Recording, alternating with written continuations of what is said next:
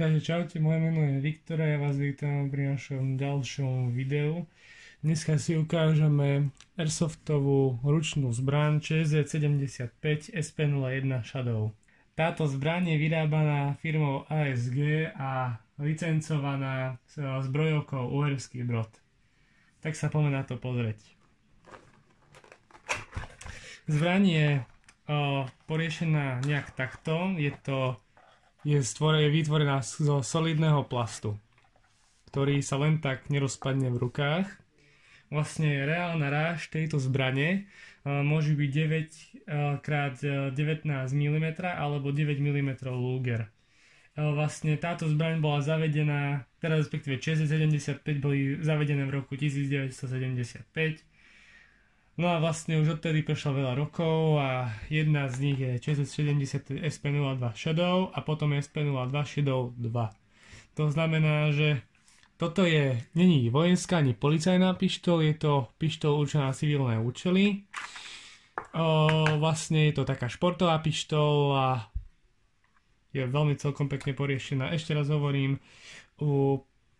vlastne celé telo je zhotovené z takého solidného plastu, polymer by som skôr povedal. A ten plast je veľmi, veľmi pevný. Fakt nemám taký pocit, že po niekoľkých hrách by sa to teda nejako rozpadlo. Čiže tým, že je to licencované, má aj, môžem zaostriť, neviem, či to ukážem, má aj reálne razenie na zbraň, neviem, či tam vidno CZ75 SP0 Shadow 2 a znak zbrojovky Uherský Brod. Na druhej strane je unikátne sériové číslo, kaliber 6 mm BB, to je pre Airsoft, Made in Taiwan a značka ASG. Keď sa na to pozrieme takto, z pohľadu strelca môžeme vidieť, že vlastne mieritka sú, predné mieritko je vlastne také svetelné, tým pádom je viacej výraznejšie. Ďalej potom táto zbraň má možnosť dvojitej streľby. Nemám tam zásobník, takže vám to ukážem. Klasické, že zatlačíte spúšť a natiahne sa vám kladívko a vystrelí.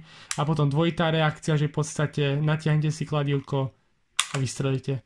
Čiže zase je to poriešené. Toto je asi taká už ďalšia zbraň, ktorá je takto poriešená, lebo viem, že niektoré zbranie, dokonca niektoré revolvery Airsoftové to nemajú takto poriešené. Takže to je tiež veľmi zaujímavé. Poistka je tiež jednoduchá. Pre reálnej na ostrej zbranie na obidvoch stranách, aj pre praváka, aj pre ľaváka. Tu je iba pre praváka. Na spodnej časti tejto zbrane je taký klasický, by som povedal, že rail, na ktorý si môžete umiestniť napríklad svetlo, taktické nejaké svetlo, ktoré je určené priamo pre pištol. Spúšť je, znova by som povedal, taká, čo ja viem, je taká tvrdšia. Nie je to žiadna sláva, ale je to veľmi dobrá a za to, že je tvrdšia, je celkom taká, že no, ešte sa to dá tolerovať ako tak. Vyhadzovač zásobníku, klasický cuplík a vlastne nie je to blowback, neviete natiahnuť. Je to proste jednoduchá CO2 plastová, z kvalitného plastu, plastová replika. 1,6 Joule, to je sila tejto zbrane. Zásobník je poriešený podobne ako pri Makarove. Je takýto klasický, nemá tie boky, iba tu, že založíte vlastne CO2 bombičku a točíte. Zatočíte to tam a máte. Potom ďalej tu máte na vypúšťanie plynu. 6 mm BB. Klasická pružinka, dole si zaseknete, naplňte si zásobník. Veľmi jednoduché. Fakt, operácia tejto zbrane je veľmi jednoduchá, čo sa môjho pohľadu týka. Aj podľa mňa každý, ktorý si ju zakúpi a zistí, že to je celkom jednoduché na obsluhu.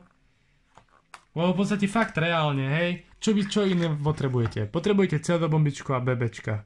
A idete. Strieľate, dovtedy dokým nevystrieľate. Takže tu je to veľmi dobre poriešené. Vlastne je to moja prvá, teda myslím, že druhá neblowbacková zbraň, tým pádom akože moc mi to ani tak neprekáža. Ale je to také, že škoda, že nie je taká, povedal by som, že simulačná, pretože bolo celkom pekné s blowbackom. Videl som aj zbranie aj s blowbackom, ale tam by bola určite vyššia cena. Ďalej, rozborka není pri tejto zbrani možná, tým pádom si tú rozborku neukážeme.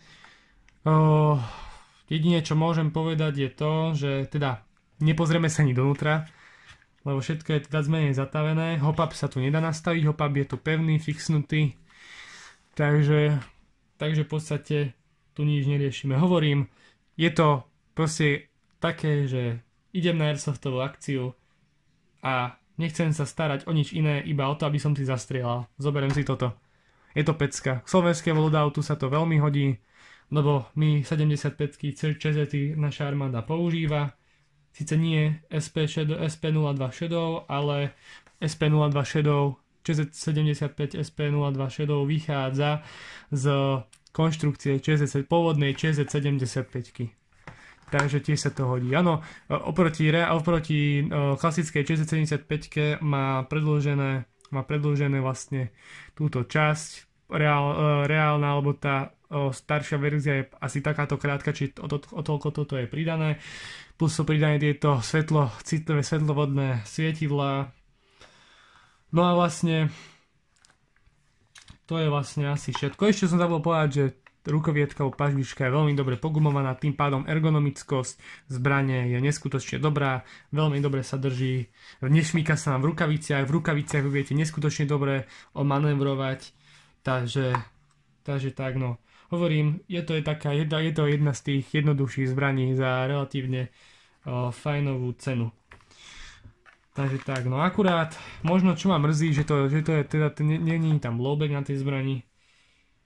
A ináč je tá zbraň super, plánujem si ju pridať do môjho slovenského loadoutu. Momentálne v mojom slovenskom loadoute mám vzor 61 Škorpión elektrický, takže vlastne to zatiaľ tvorí môj loadout, ale plánujem ho nahradiť týmto a bude to zaujímavé.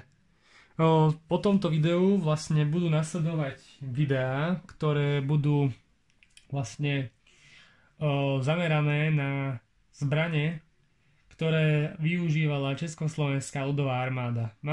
Využívala naša armáda a Československá ľudová armáda. Mám konkrétne tie zbrane 3. Chcem to rozvinúť do viacerých videí, možno to zhrniem do jedného videa, kde vám rovno ukážem aj loadout, alebo to zhrniem do viacerých videí, aby bolo čo pozerať. Tým pádom zatiaľ na tento čas ukončujeme sériu ukážka airsoftových zbraní a v ďalšom videu sa už uvidíme pri ukážka zbraní Československej ľudovej armády a Slovenskej armády. Takže ja vám ďakujem, že ste si pozreli toto video, dúfam, že sa vám páčilo. Ak áno, ohodnoťte ho lajkom, napíšte mi komentár, budem si vážiť každú jednu podporu a uvidíme sa pri našom ďalšom videu. Čaute.